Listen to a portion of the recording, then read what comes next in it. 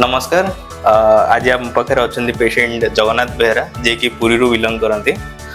काली hair transplant होता grade 3 रे ही थिला कंडीशन आपण मैंने देखि पारते फ्रंटल हेयर लाइन बहुत शिफ्ट हो आम 2500 ग्राफ्टर प्लानिंग रे एकदम नेचुरल लुक रे ट्रांसप्लांट करूँ जिगजैग पैटर्न रे भी है frontal hair line overall experience आपन केमत लागला टिके कहबे भल लागला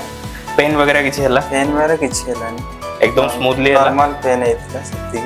इंजेक्शन देला टाइम पे ओके ताले अबे तो हम काम करतलो हेयर ट्रांसप्लांट रो बाकी मेंटेनेंस करे दायित्व होछि आपनकर